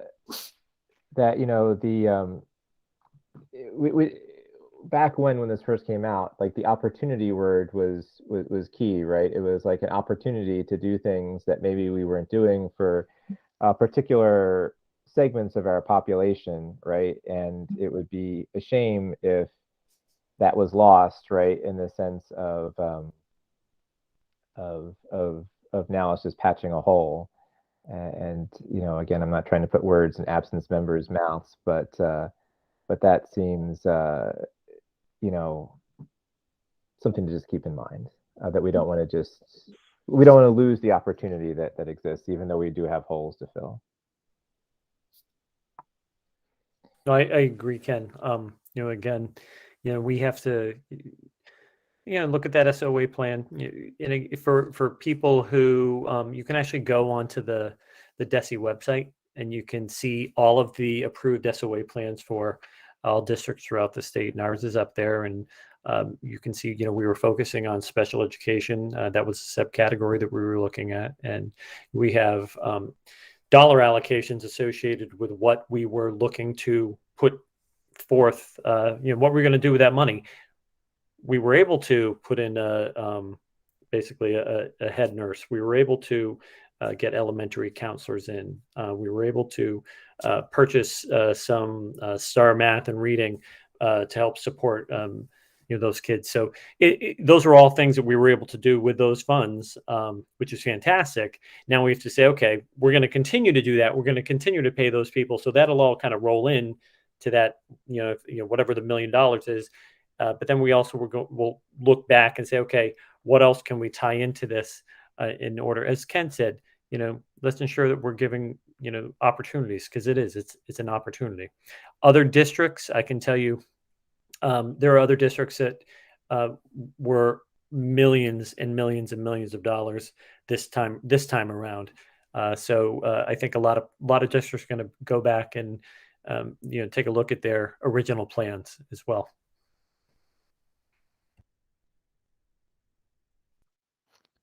I just have two last things. One is just another request, or just renewing a previous request, that we do get our one sheets that we had talked about for special ed and for HVAC. So we have a short, easy story to tell when people ask that question. I got it. Yeah. I got it. I Good, good. did it. I did it. So Ken, Yeah. this is a great transition. Do you want Chris actually has that, so so she could share her screen with you if you want her to talk through that. Okay. Excellent. I sure can. Thank you, Chris. Sure. That was the most excitement of the night. So thank you. That was for me, absolutely. Sorry And, to wake you up, Barry. I'm sorry. And I'm sorry to damper the excitement because I'm the numbers guy. I'm just going to give you numbers. But I'll put it on the sheet, but I got them right here in front of me. They'll knock your socks off. All right. Maybe- So Ken and to the committee, I spent time over the last week and a week and a half since we met, and I have written this report, right? So what it tells us is that Chris, it's not being shared. Oh, thank you. Okay. Share. Thank you. Can you see it now? Yes, we can. All right. This might great. want, if you can make it a little larger, that'd be great. I can try. Dan can do it. I can too. Perfect. Thank you. We got it? Yes. Okay. All right. So in Wachusett, we get grants, obviously, and in special education, we get both federal entitlement grants and state grants. The federal entitlement grants this year came in at $1,764,886. We got additional state funds. The ARP grants, American Rescue Plan grants, came in at $67,691. The total of all of our grant money that was directed towards special education this year is $1,832,577. So with this funding, we were able to do quite a bit of training and deployment of resources out to special education teachers, classrooms, and students to really impact the outcomes for students. That's really been our focus for all of these dollars. So let me just take you through a little bit of that story. So approximately 70% of the funds are spent across 4 priorities, one being prop share, the other being staffing, the third being tuitions, and the fourth being contracted services. So the prop share funds are designated separate funds that are required to be spent on students that are eligible for special education, but that are attending a private school within our bounds, or are eligible special education students that are currently being homeschooled and are WRSD students. That calculation, that money comes directly out of the 1.8 million. We use very little of this money to pay for staffing. We use we pay for one position at the ECC for staffing, and we do that actually because it's required through the grant to demonstrate RTI, or what they call early intervening. And so we have one staff person that's paid. We also use a large portion of our grants to pay for tuitions, which makes sense to do that.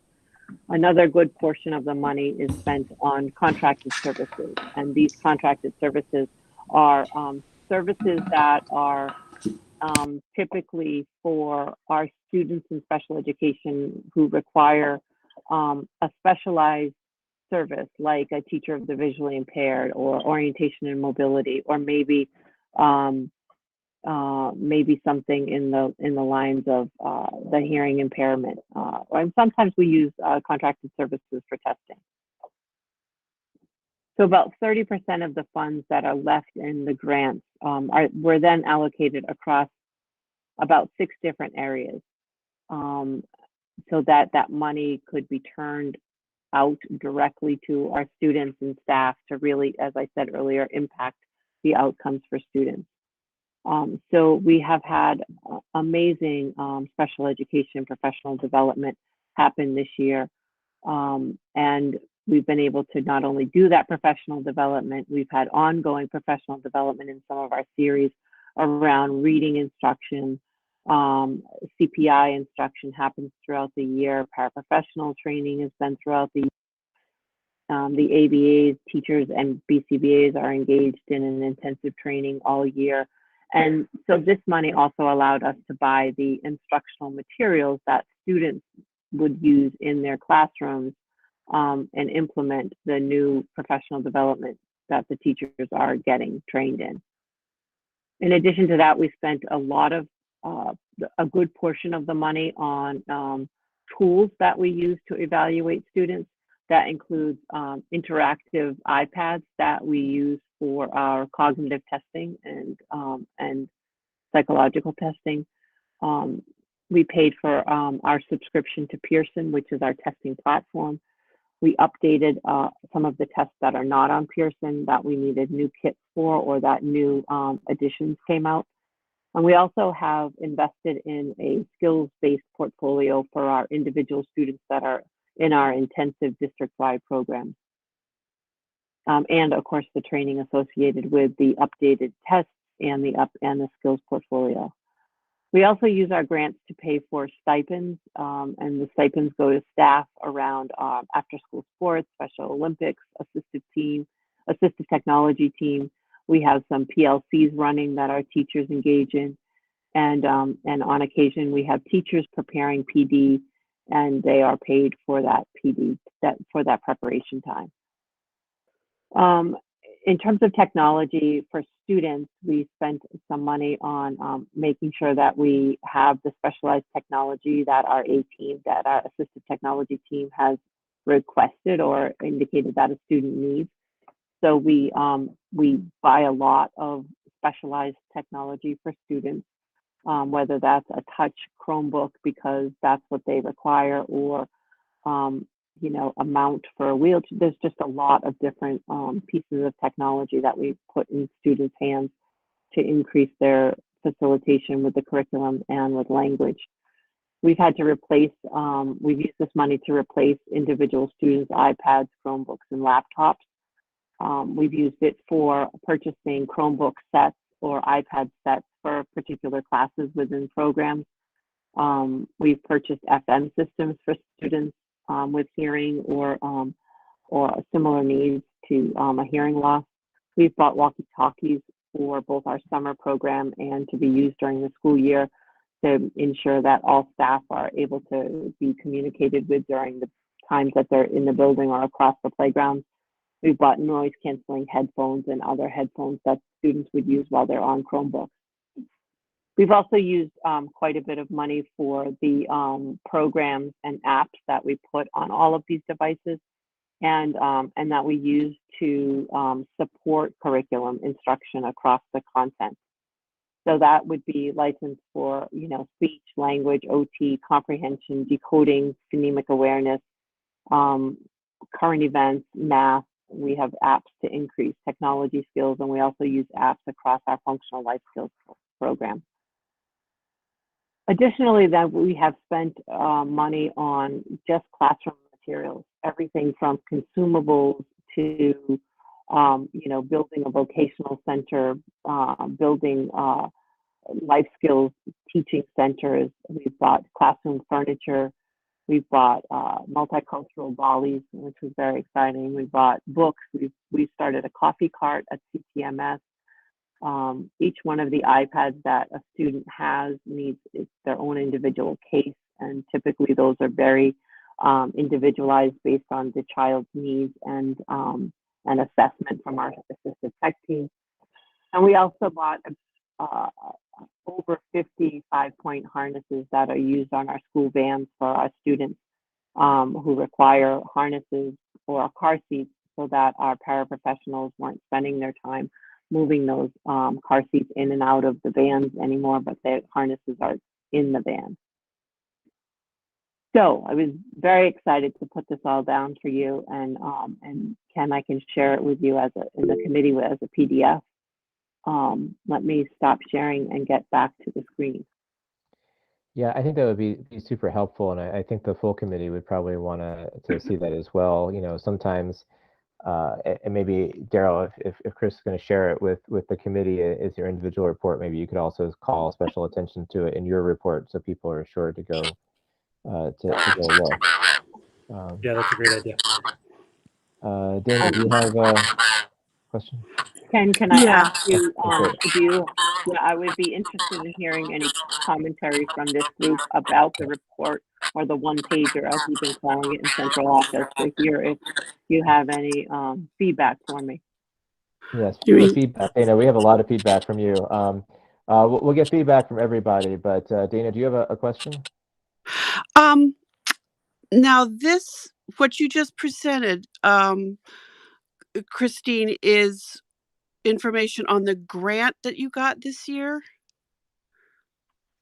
Yeah, so so special education gets 2 entitlement grants, so the 240 and the Right. 262, and then we got 2 additional grants this year, the 2 ARP grants. Yeah, but the things that the money was spent on are things you have to buy anyway every year.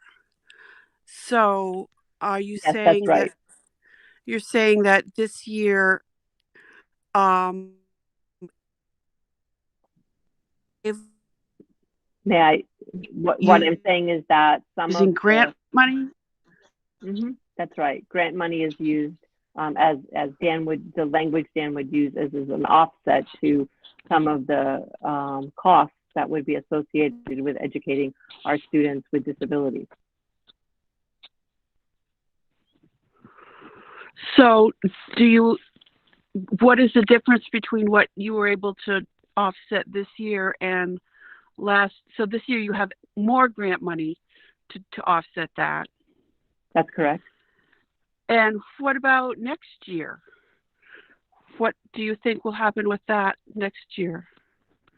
So I have no prediction that the ARP grants will continue. Way back in my history, we always got a program improvement grant, which was separate from the 240 grants. But the trainings that we've used or the additional materials that we've purchased through the grant, that revenue, if you will, won't be there. And we'll look at options like we have in the past and make sure that we have, ways to continue to develop our teachers and ensure that the outcomes are strong for our students.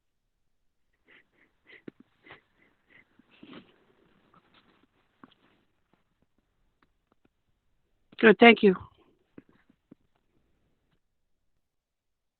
So I guess my feedback first off is thank you. I mean, I think it's really helpful information and good to hear. I think a little bit in the spirit of Dana's question, one observation I have for a presentation, but I think it's really good, is I do think there are some things in that list that probably are year-over-year costs, right? And there's some things in that list that are like, wow, this year we were able to get these noise canceling headphones and the extra iPads and the harnesses and things that probably aren't year-over-year costs, but we're like, it's awesome that we had this extra money this year, and this is how we were able to spend that extra money to make the experience better, whether it be the bedroom setups, the vacuums, things you probably won't need to buy again for the foreseeable future. So the only real suggestion I have is if there's any way to kind of like color code those out or something out of like this is the money we spent on things we kind of do every year, and it's great that we did it and we did a good job of it. Versus these are some things we spent this one-year time money on that we don't anticipate having to spend more later, but we made it so much better because now we don't have to move the car seats around there. Now we don't have to, we have a better setup for the life skills kids. We have a better collection of noise canceling headphones, what have you. I think that's all in there. I don't think there's anything that's unclear. I just think maybe a little bit of this movie just cut and paste around a little bit, just so it's clear what kind of get what Dana, as my interpretation of what Dana was saying was that, some of it is what we do every year and some of it is special, that we don't need to worry about it being a recurring cost because it probably is a one-time expense that improved the kiddos' opportunities to have a good experience. That's right, Ken, thanks. Sure. I think that there are some, each year what the needs are really varies. What is consistent is that, about 70% of the grants are spent on those top costs that I indicated on the list. So I can go through, I hear what you're saying, Ken. I can definitely go through the materials and stuff and sort of highlight what we were able to do sort of with that ARP money, if you will, like that additional money. Lauren, do you have a follow-up?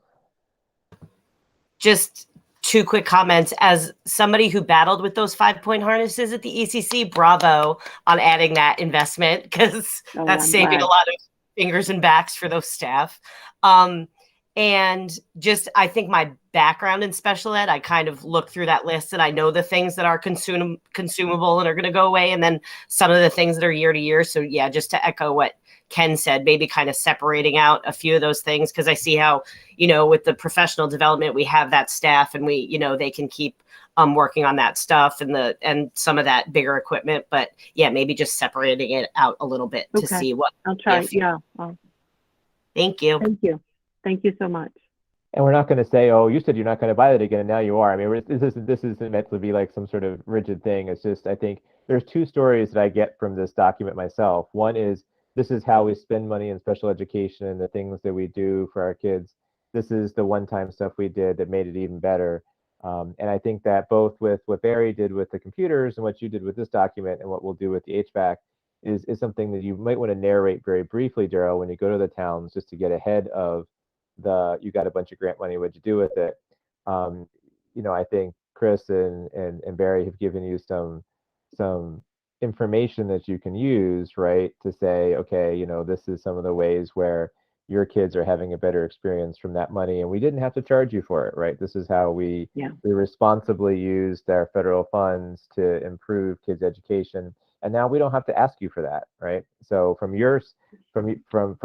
Chris's presentation, I think it's more than that. It's more, this is what we're doing for the kids. But from your side of it, Daryl, I think these are monies we don't have to spend in the future. TAs and FinComs are like to hear that.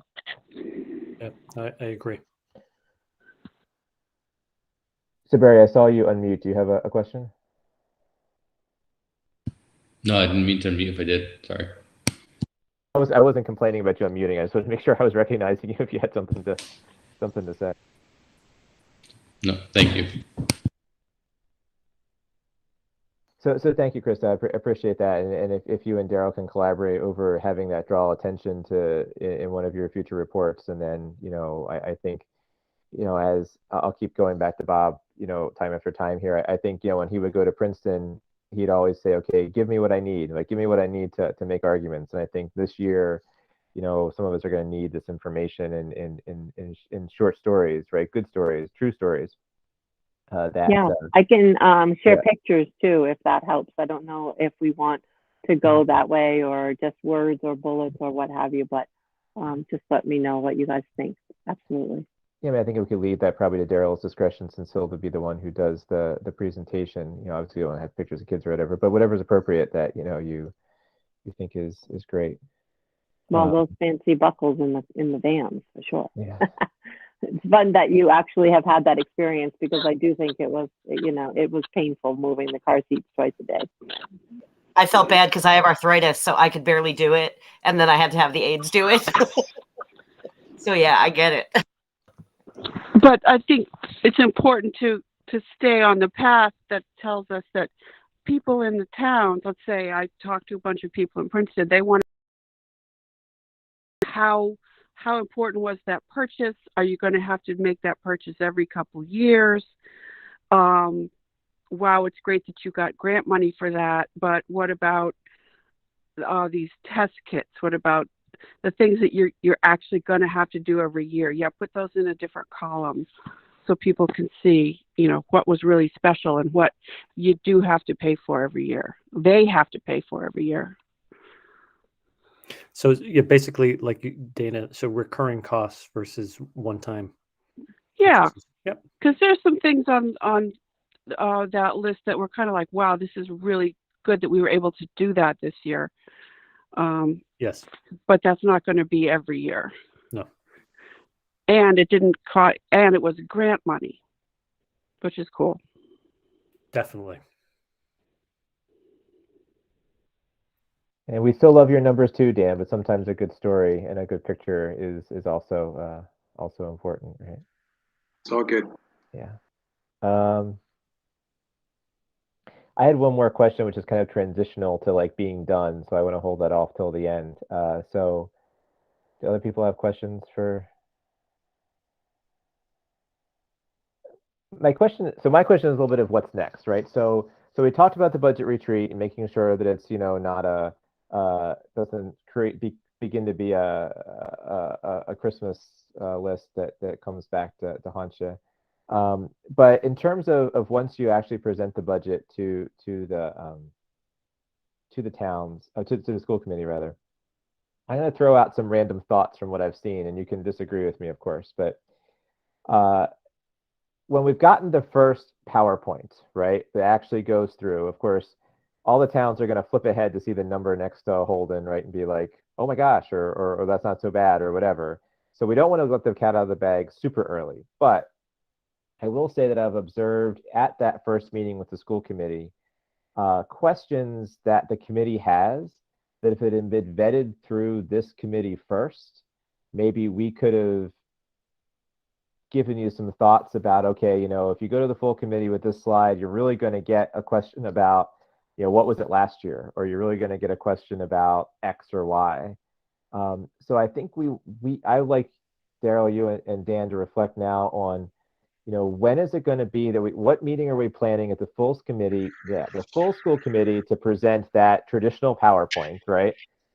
How do we as business and finance process that ahead of time in a way that's helpful? So not Thursday night when you're sending it out on Friday, but a way where you might have time to take our considerations into hand so that the meeting with the full school committee is, you're not saying, oh, we'll get back to you, because timing wise, you might not be super able to, but we can kind of help you do that without the flip side of it being everybody that's watching this meeting was like, oh, now we saw Holden's number was $85 million, which is not, right? And that's the whole story, and it's out of the bag before you get to contextualize it. So I guess I throw that at you and Dan to kind of ruminate on now about how, because it leads to the next item on the agenda, which is planning our next meeting, right? Is like, when's that going to be? What's it going to be? And how can it be helpful?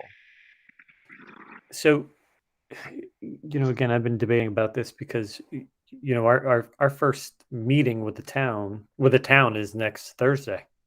So that's really early. Now, we have had meetings with towns prior to us actually talking through a lot of the budget items, but I'm definitely going to have to take a look at that because I don't know whether or not, we can, look at having a different date because I do feel as though, having the budget retreat, having the opportunity to talk about it's one thing, but then presenting numbers to a town is another thing. So I think what we need to do, and whether or not we say, okay, let's have a business and finance meeting next Wednesday with the understanding that we might have to move Rutland to a different date, it would at least start the process for us so we could start talking about it. Monday gives us the opportunity to talk with school committee. We spend time. We're already working on the presentation already, so that's already rolling. So we fine tune the presentation, share it with you that Wednesday evening, or just some of the details associated with it, so you can come back. We can come back to it prior to that next meeting, which is, I believe, the 15th, that Tuesday, where we're kind of sharing that information with school committee.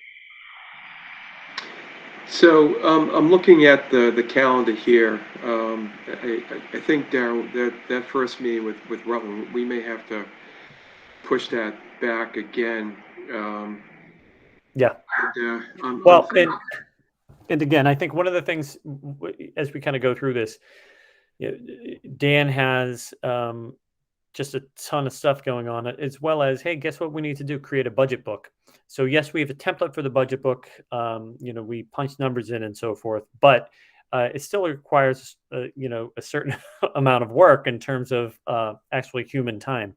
So again, we like to have the budget book available to towns prior to our presentations, because oftentimes they'll sort through that and kind of look through the different details that we kind of put out there in that book that aren't necessarily in the presentation, because again, I can't go into the detail of a budget book during a presentation.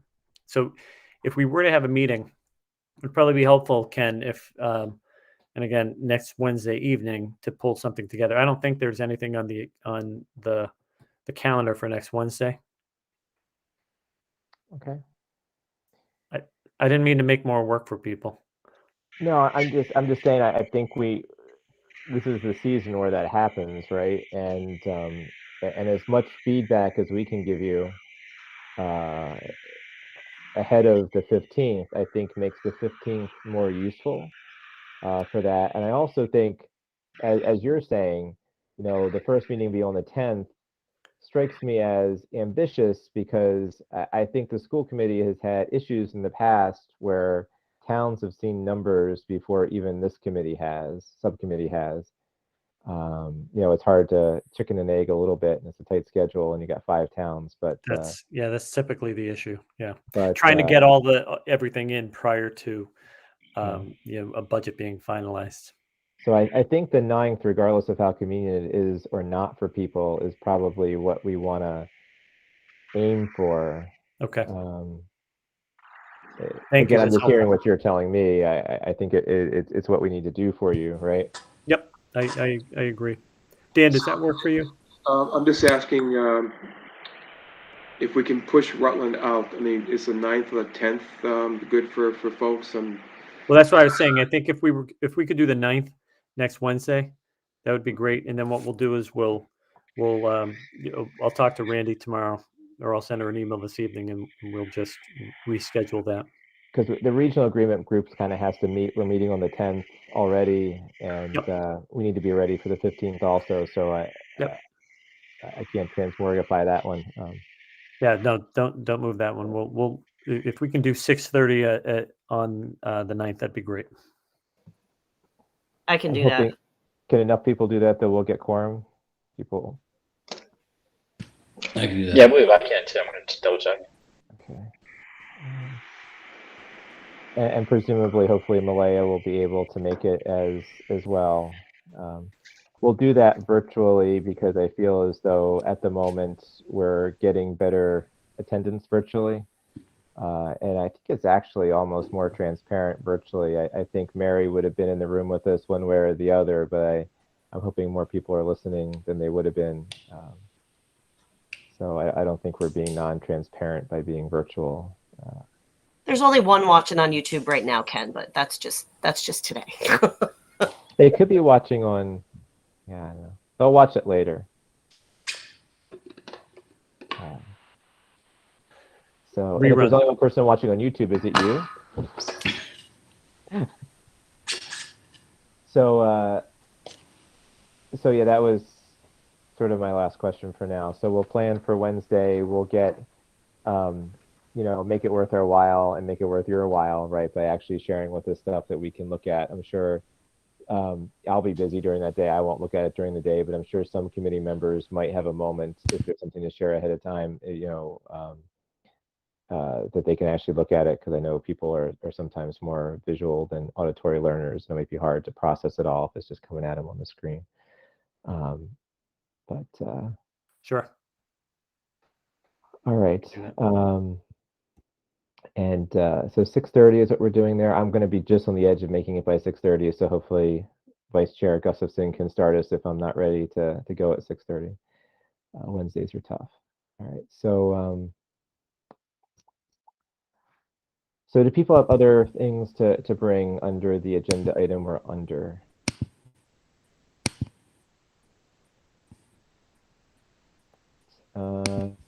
Seeing nobody raising their hand, I want to go back to the agenda, which I have somewhere. So the next item of business is approval of minutes. So I'll take a motion to approve the minutes from October 28th as included in the call to meeting. So moved. Second. So it's been moved and second. Is there any comments on the minutes? And this is for the October 28th. So this was thanks to Lauren. So actually, Dan, if we can see the people, that might be easier. So seeing none, I'll take a roll call vote. So Barry, Yes. Kelsey, Lauren, yes. Stamagari, yes. Kamara, Gordon, yes. Dana, Laura, yes. and Mills, yes. So that's approved. Our next item on the agenda is to approve the minutes of the January 13th, 2022 meeting as presented in the call of the meeting. So is there a motion? So moved. Is there a second? Second, So it's moved and seconded. So Lauren, Yes. Kamara, Gordon, yes. Dana, Laura, yes. Barry, we're just voting on the minutes. Barry? Yes, Kelsey, yes, sorry, I hit the wrong button. Oh, no worries. Mills, yes. It's so inconveniently there, that hang up button. All right, so that's our next item on the agenda is new business. Does anybody have new business to add to our agenda? Just Ken, like I emailed you about before, our little advocacy plan to go to the towns about regional transportation. I just think it's really important to have solid basic things to say to towns. Once we have the numbers from Dan, I think it's easier to say, okay, this is what 100% would be. This is what they're actually giving us right now, and be able for all of us and the full school committee to really, really be able to tell the story. Because at the budget roundtable, they seemed really motivated to fight for that number at the state level. And I think we need to use that motivation and energy like really well this year, which is all I've ever wanted.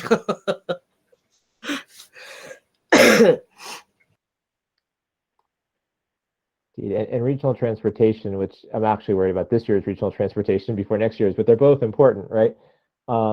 Is I think a simple story, and from a selfish perspective, it doesn't cost the state a lot to do that, and it benefits us a lot.